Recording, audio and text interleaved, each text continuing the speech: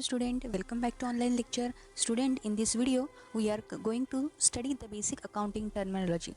This is the third part of your first chapter, Introduction to the Bookkeeping and Accountancy. So which are the different basic terms? First term is the transaction. What is the transaction? Transaction means exchange of goods and services between the person for money or money's worth is known as a transaction. Transaction का मतलब है कि जहाँ लेन then, ये लेन then दो persons के बीच में होता है. एक गुड्स एंड सर्विसेज दूसरे पर्सन्स को गुड्स एंड सर्विसेज देता है इन मनी फॉर्म, या तो मनी से मनी की कीमत का कोई दूसरा गुड्स और सर्विसेज देता है या लेता है, उसे हम लोग ट्रांजैक्शन कहते हैं. So it means there is a exchange of goods and services with money और money's worth is called as a transaction. So लेन देन हम लोग इसे बोल सकते हैं. सो ये जो ट्रांजैक्शन है, ये ट्रांजैक्शन दो पार्ट्स में क्लासीफाई होता है, एक मॉनेटरी ट्रांजैक्शन और नॉन मॉनेटरी ट्रांजैक्शन. ये थिंग्स हम लोगों ने ऑलरेडी पहले वाले वीडियो में डिस्कस किया था. मॉनेटरी ट्रांजैक्शन मतलब दोज ट्रांजैक्शन, ऐसी लेन देन जहाँ पे कोई भी लेन देन मनी की मदद से होती है, मतलब जहाँ पे गुड्स एंड सर्विसेज की exchange with the help of money होती. For example purchase of goods for ₹10,000. यहाँ पे कुछ अगर 10,000 के गुड्स आपने परचेस किए तो गुड्स आपने परचेस किए और उसके बदले में आपने 10,000 दिए. So that there is a money related thing. यहाँ पे लेन देन कैसे हुआ है? मनी दे के. सो it is related to the money, that's why this transaction is called as a monetary transaction. Okay, और non monetary transaction means it is opposite to the monetary transaction. जहाँ पे exchange of goods and services without money होता है, उसे हम लोग non monetary transaction कहते हैं. ठीक है. Then again that monetary transaction is divided into two parts, is cash transaction और the credit transaction. Cash transaction मतलब ऐसे ट्रांजैक्शन जहाँ पे गुड्स एंड सर्विसेज कैश से होते, इमीडिएट कैश पेमेंट दिया जाता है या तो कैश मिलता है. It means there is a immediate cash payment is there या तो कैश रिसीव्ड इज़ देयर, उसे हम लोग कैश ट्रांजैक्शन कहते हैं. फॉर एग्जांपल पहले हम लोगों ने एक एग्जांपल लिया था, परचेज गुड्स ऑफ ₹10,000. यहाँ पे 10,000 इमीडिएटली कैश पेमेंट किया और उसके बदले में गुड्स लिए. So it means it is a cash transaction. Okay. और payment of salary of ₹10,000, it is another example that वहाँ पे क्या हुआ है, सैलरी ये एक एक्सपेंडिचर है, वो स्टाफ को दिया ₹5,000. So that is the immediate payment और हार्ड कैश में दिया. So it is a cash transaction. Okay. Then दूसरा वाला ट्रांजैक्शन है, उसे क्रेडिट ट्रांजैक्शन बोलते हैं. क्रेडिट मतलब उधारी से लेन देन होना.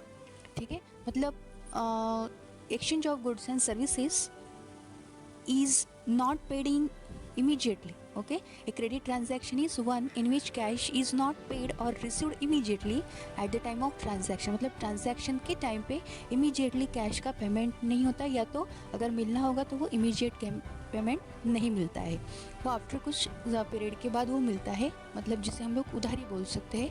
सो that is a credit transaction. For example goods sold on credit to mister Aman at ₹8,000. यहाँ पे गुड्स मिस्टर अमन को सोल्ड किए हैं और अमन बोल रहा है कि फ़िलहाल मेरे पास पैसे नहीं, मैं आपको कुछ दिनों के बाद पैसा दूंगा.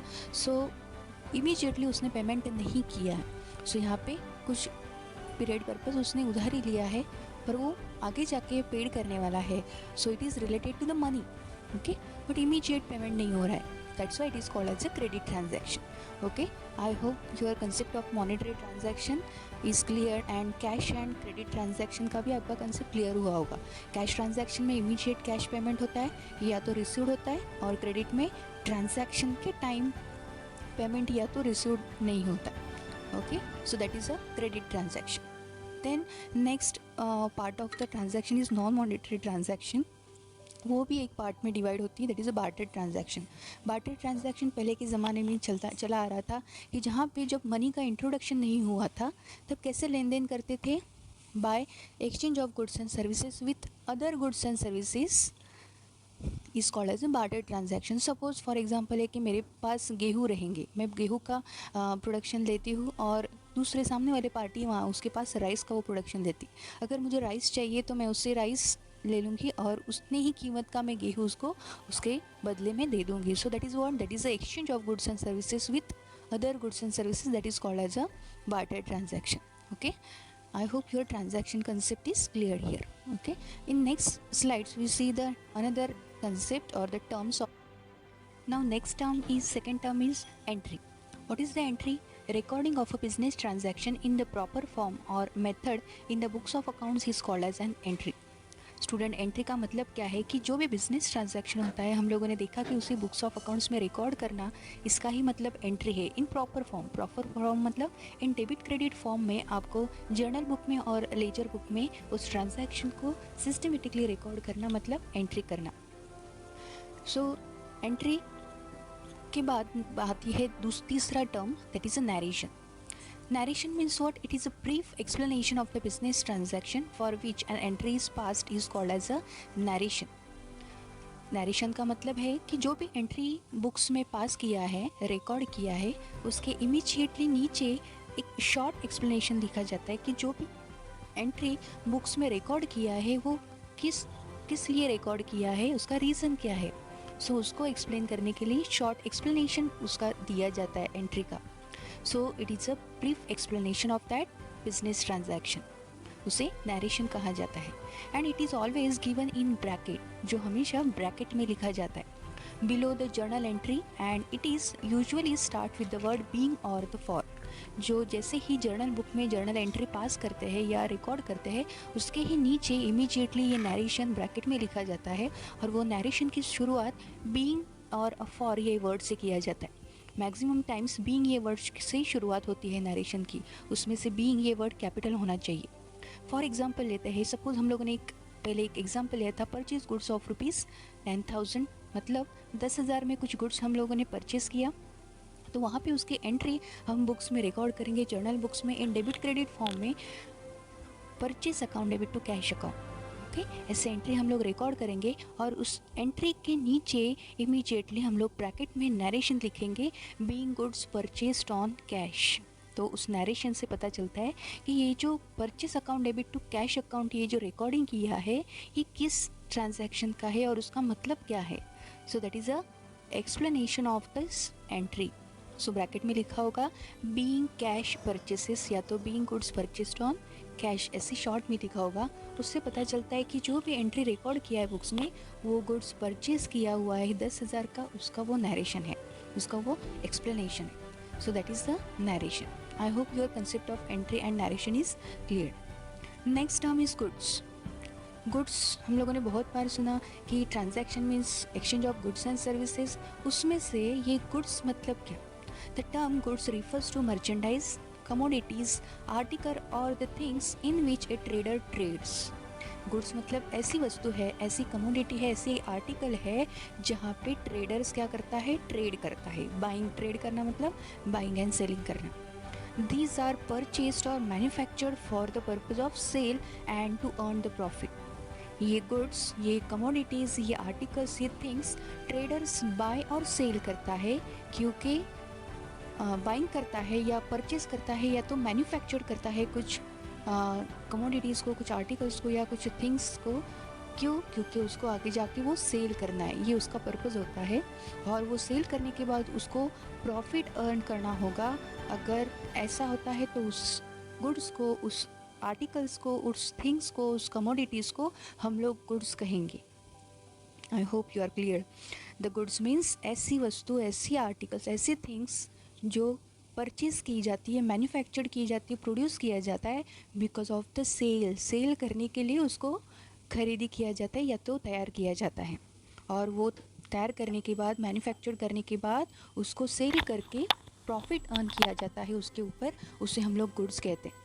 फॉर एग्जाम्पल, 2 एग्जाम्पल्स आपको सामने दिया है. फर्स्ट है medicine are the goods for the chemist. एक केमिस्ट का एक आपको इमेज दिया है. देखो ये केमिस्ट है, ठीक है, मेडिकल स्टोर से, जहाँ पे क्या दिखाई दे रहा है आपको कि ये केमिस्ट मेडिसिन को सेल कर रहा है.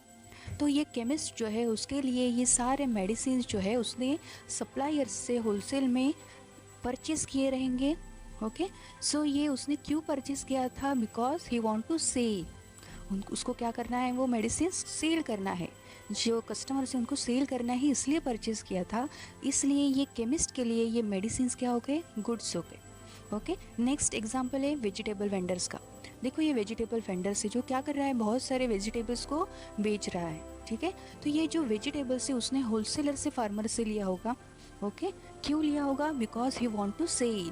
ओके उसको वो सेल करना था इसलिए वो परचेस किया होगा उसने, और अभी जैसे जैसे उसको कस्टमर्स आ रहे हैं उनके वो सेल कर रहा है, मतलब वो वेजिटेबल वेंडर से वो कस्टमर्स को सेल कर रहा है because he want to earn the profit, जो उसका इनकम होगा। सो यहाँ पे ये वेजिटेबल्स वेंडर्स के लिए गुड्स हो गए।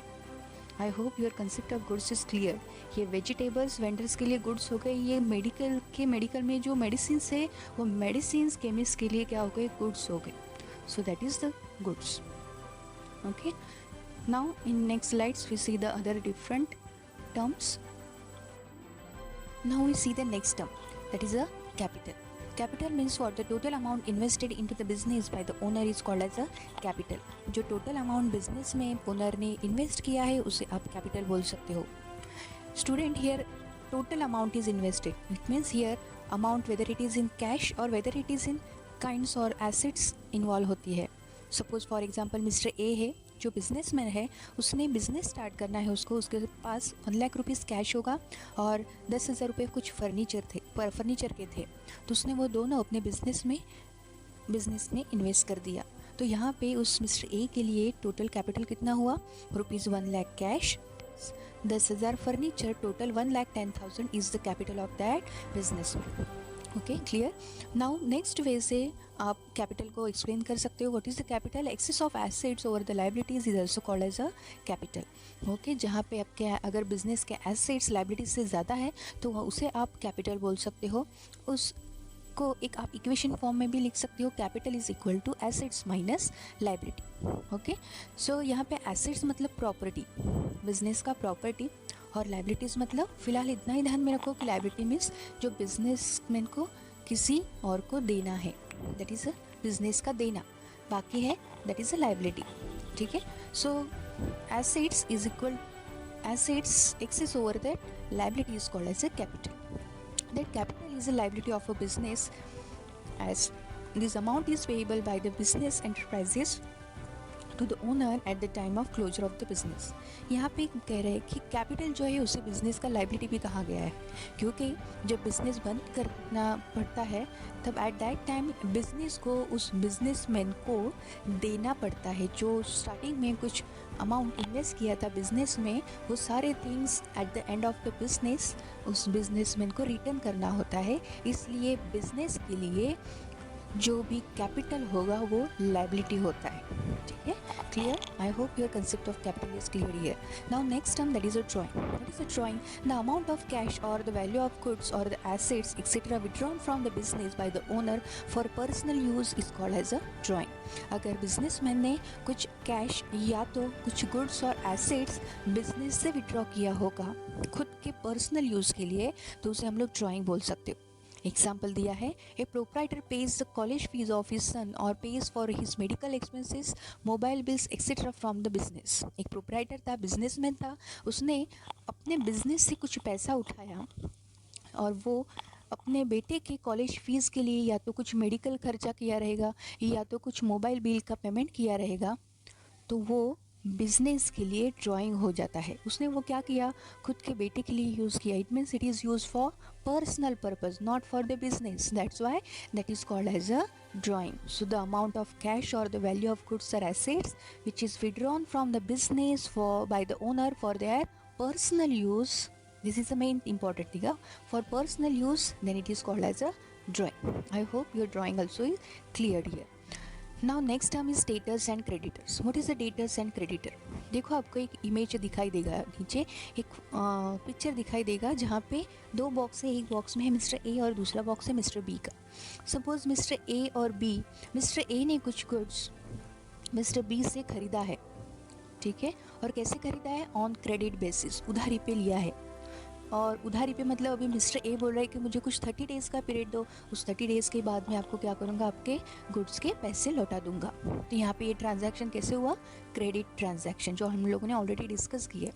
तो यहाँ पे मिस्टर ए जो है जिसने उधारी पे कुछ गुड्स एंड सर्विसेज परचेस किए, इसलिए मिस्टर ए को हम लोग कहेंगे डेटर। ओके और मिस्टर बी जिसने क्या किया है? मिस्टर ए को उधारी पे बेस्ड गुड्स क्या किया है? सेल किया है, इसलिए मिस्टर बी हो गया creditor. I hope your concept of debtor and clear easy here.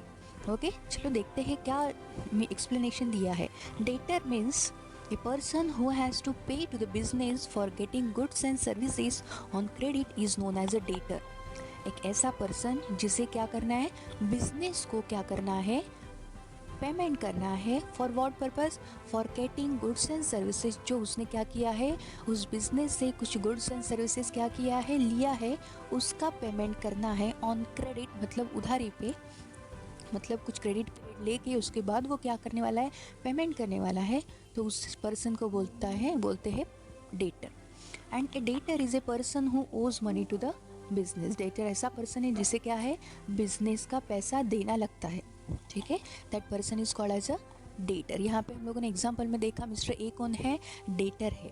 Okay, उसे सामने वाले पार्टी मिस्टर बी से, मिस्टर बी का जो भी बिजनेस है उससे कुछ गुड्स एंड सर्विसेज उधारी पे लिए थे, क्रेडिट पे लिए थे. ओके, सो मिस्टर ए कौन हो गया, डेटर. उसको क्या है, मिस्टर बी के बिजनेस को क्या पड़ता है, ओज मनी टू हिज बिजनेस, है ना, देना लगता है, इसलिए मिस्टर ए कौन हो गया, डेटर. Same creditors. क्रेडिटर कौन है, a person to whom business has to pay for getting goods और सर्विसेज ऑन क्रेडिट. यहाँ पे क्रेडिटर कौन है, एग्जाम्पल में मिस्टर बी, जिसे क्या करना है, ए पर्सन टू होम, जिसे बिजनेस से क्या करना है, to whom the business has to pay for getting goods and services on credit. जिसको मिस्टर ए के बिजनेस से क्या करना है, पैसा लेना बाकी है. ठीक है, जो गुड्स उसने मिस्टर ए के बिजनेस को दिए थे. So that person is called as a creditor. A creditor is a person to whom the business owes the money. Creditor एक ऐसा पर्सन है जिसे बिजनेस को क्या करना है, मिस्टर ए के बिजनेस का क्या करना है, मनी ओज करना है, देना बाकी है, मतलब मिस्टर बी को लेना बाकी है मिस्टर ए से. So that person is called as a creditor. ये एग्जाम्पल जो आपको सामने दिया है, उस इमेज को देखने के बाद आपकी ये कंसेप्ट बेहतर ज़्यादा क्लियर हो जाएगी. ठीक है, ये जो ट्रांजैक्शन डेटर और क्रेडिटर्स की बात आती है, ये कब होता है, only and in credit transaction. जब उधारी पे कोई ट्रांजैक्शन होता है तब ये मिस्टर ए को आप डेटर्स बोल सकते हो और मिस्टर बी को क्रेडिटर्स बोल सकते हो. ठीक है, कैश ट्रांजैक्शन अगर होता, मतलब फॉर एग्जांपल मिस्टर ए ने कुछ गुड्स मिस्टर बी को ऑन कैश बेसिस पेड किया है, तब वो डेटर्स और क्रेडिटर्स नहीं बोल सकते. ये कब होता है, जब उधारी पे ट्रांजैक्शन होता है, लेन देन होता है, उसी टाइम पे मिस्टर ए डेटर कहलाता है और मिस्टर बी क्रेडिटर कहलाता है. Okay, next term is the bad debts. Bad debts means what, an irrecoverable amount from a debtor is known as a bad debts. जो अमाउंट डेटर से irrecover होने वाली है, रिकवर नहीं हो सकती है, ऐसे अमाउंट को बैड डेट्स कह सकते हैं. यहाँ पे देखो, हम लोगों ने एक एग्जांपल लिया था मिस्टर ए एंड बी का. मिस्टर ए ने कहा था हमें 30 दिन का क्रेडिट पीरियड दो, पर ये मिस्टर ए 30 दिन हो गया फिर भी वो बी को पैसा नहीं दे पा रहा है. शायद वो बोल रहा है कि मेरे पास अभी पैसे नहीं हैं तो मैं अभी फ़िलहाल नहीं दे सकता. सो यहाँ पे जो अमाउंट मिस्टर ए से आना बाकी था मिस्टर बी को, वो अभी फ्यूचर में पॉसिबल ही नहीं लग रहा है कि वो रिकवर होगी. तो उस टाइम पे मिस्टर बी उस अमाउंट को क्या लिख सकता है, रिकॉर्ड कर सकता है, एज अ बैड डेट्स करके अपने बुक्स में वो रिकॉर्ड कर सकता है. ठीक है, ये क्या है, उसके बिजनेस के लिए रेवेन्यू लॉस हो गया. सो यहाँ पे मिस्टर बी के लिए ये अमाउंट क्या हो गया, जो मिस्टर ए से नहीं आ पा रहा है उस गुड्स एंड सर्विसेज का, तो वो उसके लिए लॉस हो गया, जिसे बोलते हैं bad debts. Okay, I hope your concept of this debtors, creditors and bad debts is clear in this example. Now next term है डिस्काउंट. डिस्काउंट ये आपने बहुत बार सुना होगा. अगर आप मार्केट में जाते हो तो आपको बहुत जगह पे लिखा होता है कि 50% छूट है, 20% छूट है, 10% डिस्काउंट है. ऐसे आपने बहुत बार सुना होगा. तो ये डिस्काउंट मतलब क्या होता है? Discount means it is a concession or the allowance given by the seller to the purchaser or the buyer. ठीक है, ये एक छूट होता है, अलाउंस से जो सेलर अपने बायर को देता है. ठीक है, उसे हम लोग डिस्काउंट कहते हैं. ये डिस्काउंट आगे जाके दो पार्ट्स में डिवाइड होता है. दो प्रकार के डिस्काउंट होते हैं. एक होता है ट्रेड डिस्काउंट, तो दूसरा होता है कैश डिस्काउंट. सबसे पहले देखते हैं ट्रेड डिस्काउंट. ट्रेड डिस्काउंट से फ्रॉम द नेम से यू अंडरस्टूड दैट ये डिस्काउंट कब दिया जाता है, ट्रेडिंग के टाइम पे. ट्रेडिंग मतलब क्या, बाइंग एंड सेलिंग करना. एट दैट टाइम जो भी डिस्काउंट होता है that is a trade discount. तो यहाँ पे बाइंग एंड सेलिंग किया जाता है, मतलब अगर कोई होलसेलर और मैन्युफैक्चरर से कोई गुड्स रिटेलर खरीदी करता है, बाइंग करता है, और मैन्युफैक्चरर और द होलसेलर रिटेलर को कुछ गुड्स ऑन सर्विसेज अगर सेल करता है ऑन एट दैट टाइम ये डिस्काउंट दिया जाता है। अलग वे से इसे एक्सप्लेन किया है, it is an allowance given on the catalogue price or the list price of the goods. This discount is allowed at the time of purchase or sale of the goods. Purchase or sale करते वक्त ये discount दिया जाता है, मतलब trading के time पे दिया जाता है। कौन देता है? मैन्युफैक्चरर और प्रोड्यूसर जब रिटेलर को या होलसेलर को कोई गुड्स ज़्यादा बल्कि क्वांटिटी में सेल करता है तब ये डिस्काउंट दिया जाता है, इसलिए इसे ट्रेड डिस्काउंट कहा गया है। For example, if the goods of ₹1000 are sold at 5% trade discount. अगर एक मैन्युफैक्चरर है, उसने क्या किया, 1000 के गुड्स थे जिसकी कीमत 1000 है, उसने 5% ट्रेड डिस्काउंट दिया सामने वाले पार्टी को, होलसेलर हो या रिटेलर हो। उसे क्या किया, उसको ज़्यादा क्वांटिटी चाहिए था, इसलिए एक मैन्युफैक्चरर ने या प्रोड्यूसर ने डिस्काउंट दिया, ठीक है, 5%। तो यहाँ पे 5% मतलब 1000 का 5% कितना हो गया, 50 रुपीज़। सो ये 50 रुपीज़ जो है जिसने भी वो परचेज़ किया है मैन्युफैक्चरर से, होलसेलर से, वो डिस्काउंट लेगा 5% मतलब 50% छूट लेगा, डिस्काउंट लेगा, ठीक है। सो ये डिस्काउंट कब दिया है? बाइंग एंड सेलिंग करते वक्त, जब बल्क क्वांटिटी में कोई परचेज कर रहा है, एट दैट टाइम जो डिस्काउंट दिया जाता है उसे हम लोग ट्रेड डिस्काउंट बोलते हैं। सो ये डिस्काउंट बुक्स ऑफ अकाउंट्स में रिकॉर्ड नहीं किया जाता है। जैसे कि हम लोगों ने एग्जांपल लिया था कि 1000 के गुड्स 5% डिस्काउंट से दिए, 5% डिस्काउंट से दिए, तो 5% डिस्काउंट 50 रुपीज़ होता है, तो 1000 माइनस 50 इज इक्वल टू 950 का हम लोग क्या करेंगे, बुक्स में डायरेक्टली उस गुड्स का रिकॉर्डिंग करेंगे। सो जो 50 रुपीज़ है, जो डिस्काउंट है, वो ट्रेड डिस्काउंट है, उसका रिकॉर्डिंग हम लोग नहीं करते हैं। So it means that trade discount is not appear in the books of accounts. I hope your concept of trade discount is cleared here. Okay, it is given at the time of purchase or sale and it is calculated on list price, और या तो उसे आप बोल सकते हो catalogue price of the goods.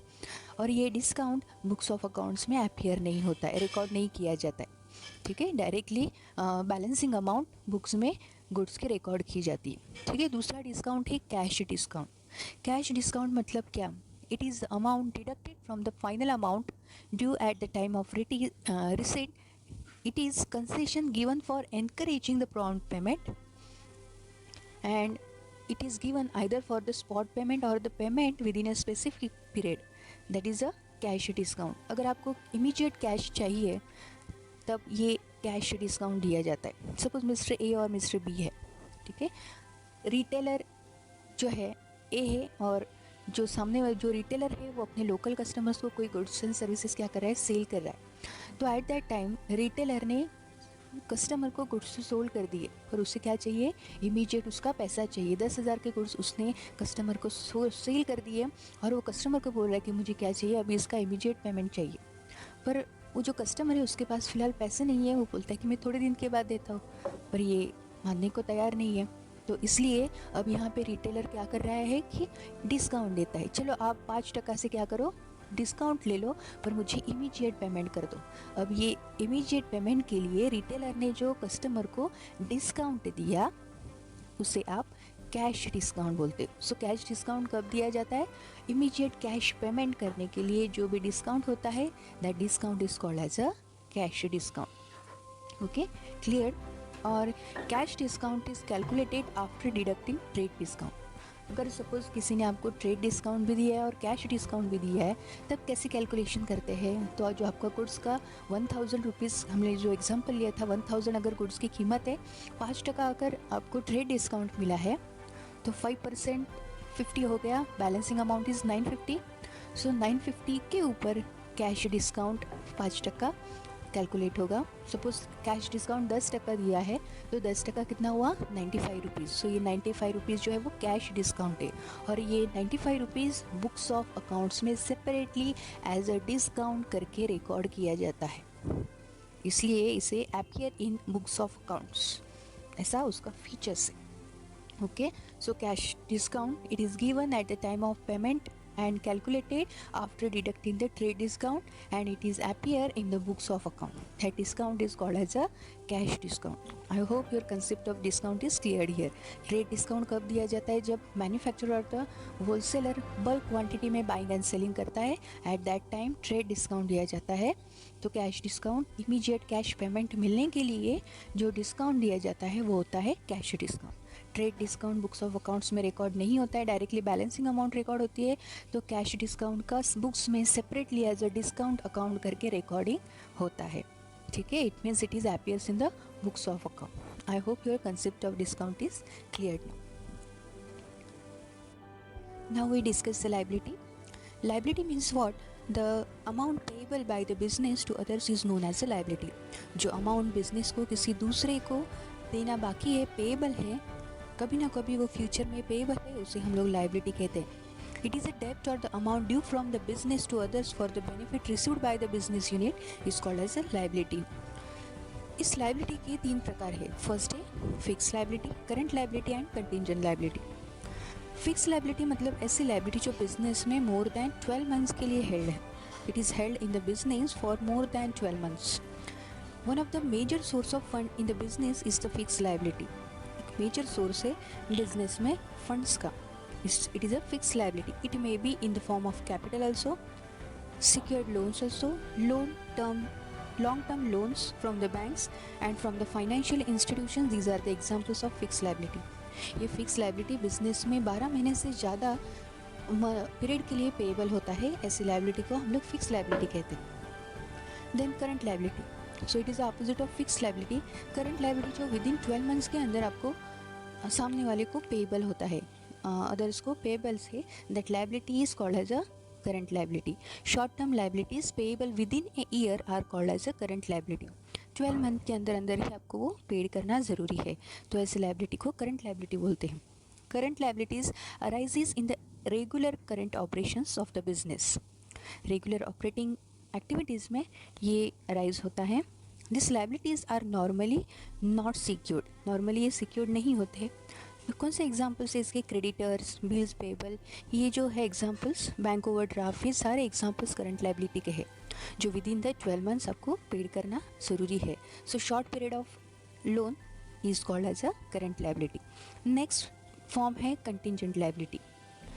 Contingent liability means happening और unhappening, ये अभी नहीं पता होता है लाइबिलिटी का, पेड करना है या नहीं करना. It is not, we don't know now.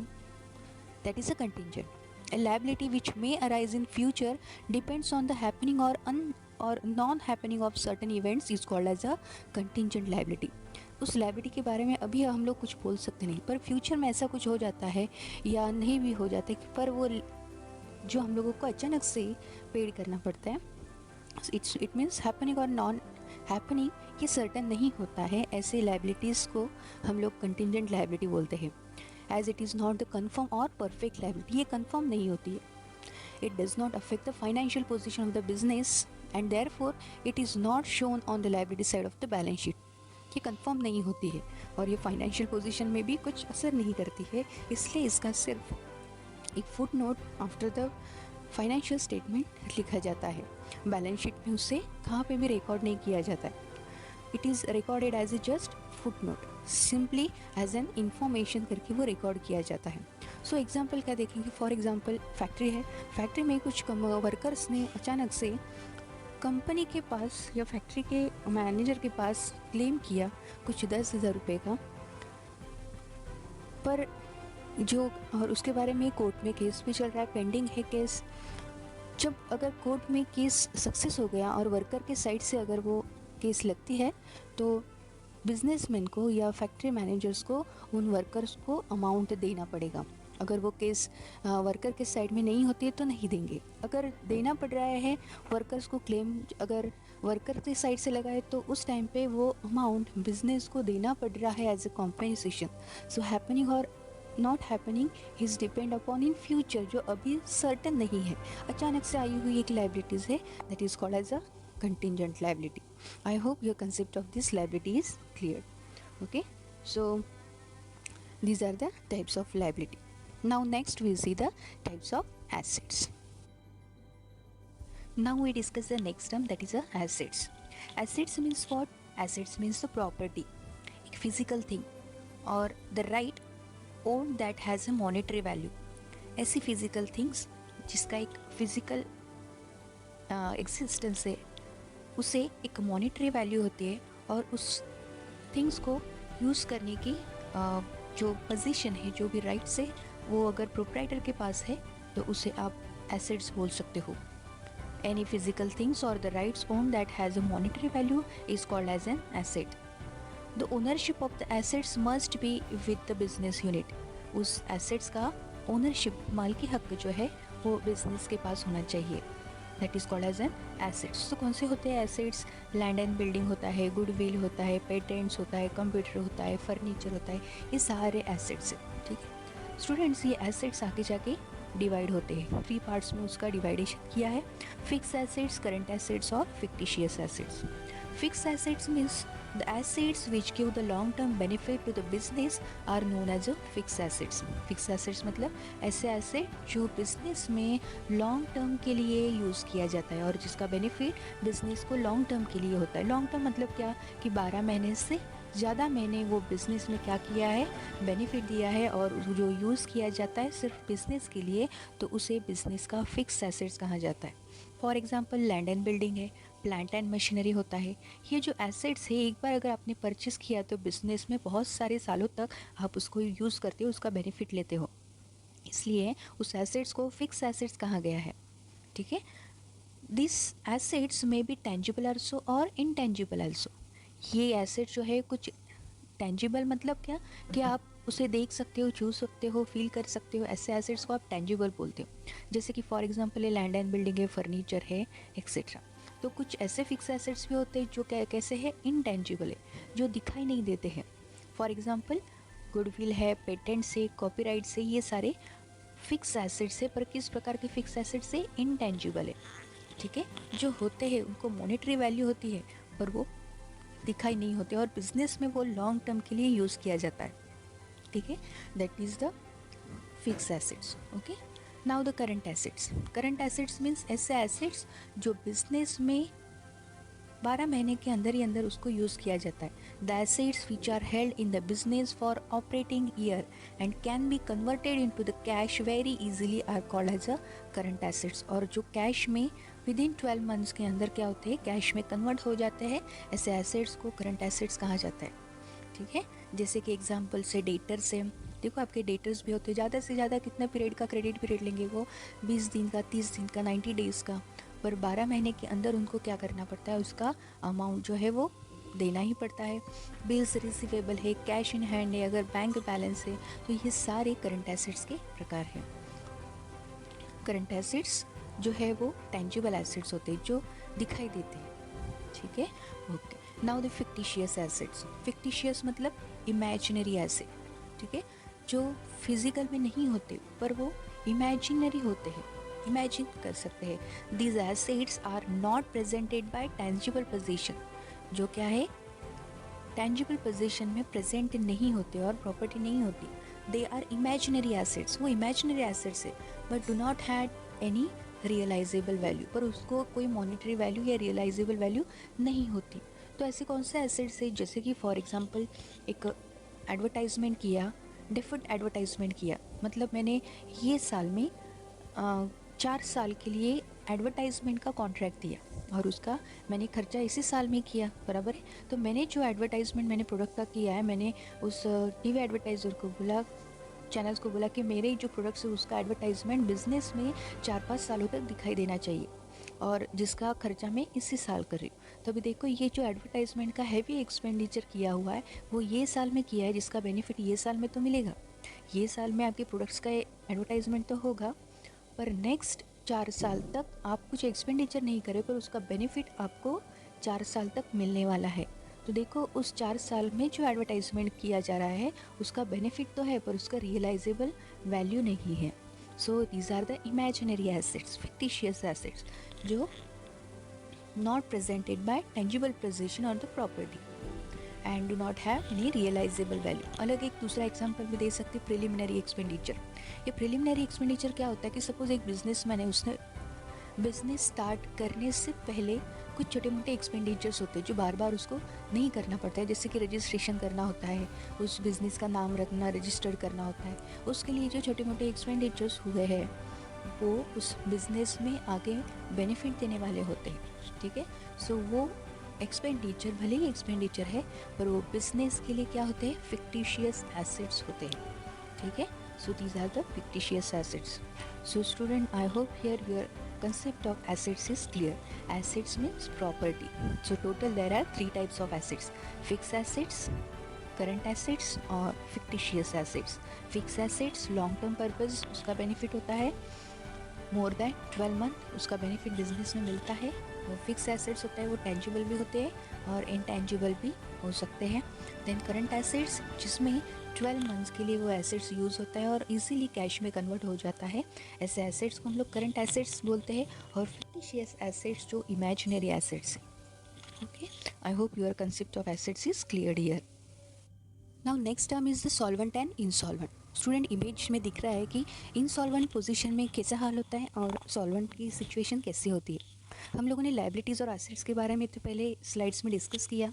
You know very well the assets meaning and the liabilities means. Assets means property of your business and the liability means the amount which is payable to others to the business that is called as a liabilities. So यहाँ पे insolvent और solvent ये दो concept आए हैं. First of all हम लोग देखते हैं insolvent means what. A person whose liabilities are more than his assets is known as an insolvent person. अगर कोई पर्सन है जिसकी लाइबिलिटीज एसेट्स से ज़्यादा है तब उस पर्सन को इंसॉल्वेंट कहा जाता है, ठीक है. सपोज मेरे पास 10,000 के एसेट्स है और मुझे देना 20,000 है. सो यहाँ पे मुझे मेरे पास एसेट्स कितने हैं, 10,000 के, मुझे देना 20,000 है. तो यहाँ पे 10,000 तो दे दूँगी पर फिर भी मुझे अभी तक 10,000 की ज़रूरत है जो अभी तक मुझे देना बाकी है. तो इस टाइम पे I am become a insolvent. So here इस सिचुएशन में लाइबिलिटीज़ जो है वो एसेट से अगर ज़्यादा होती है तो उसे आप लोग इंसॉल्वेंट पर्सन बोल सकते हो. Then solvent, it is the opposite of insolvent. तो ये सिचुएशन कब आती है, जब कोई if person's assets are more than his liabilities he is called as a solvent person. अगर कोई मिस्टर ए है, उसके पास 10,000 के एसेट्स है और उनको उसकी लाइबिलिटी 6,000 है, तो यहाँ पे वो 10,000 एसेट्स से 6,000 की लाइबिलिटी पेड आउट कर सकता है और बाकी के बचे 4,000 ये अभी तक उसके पास एसेट्स बाकी है. तो at that time that person is called as a solvent, ठीक है. Solvent person is a financial sound and he is in a position to pay off all his debt. वो ऐसे पोजीशन में है कि वो उसकी डेप्ट या लाइबिलिटी पे कर सकता है. So I hope your concept of solvent and insolvent is clear. Insolvent मतलब जहाँ पे किसी पर्सन की लाइबिलिटीज़ जो है वो एसेट से ज़्यादा होती है, तो सॉल्वेंसी में एसेट्स ज़्यादा होते हैं और लाइबिलिटीज़ कम होती है, तो वो होता है solvent person. I hope student here your concept is clear. So students, today in this video we discussed the different accounting terms, transaction, capital, drawing, then assets types, liabilities types, solvent, insolvent, ऐसे अलग अलग terms हम लोगों ने study किया और discuss किया. Next lecture में, नेक्स्ट वीडियोस में हम लोग इसका नेक्स्ट पार्ट डिस्कस करेंगे इन पार्ट 4 में, लेक्चर नंबर 4 में. And thank you for watching this video.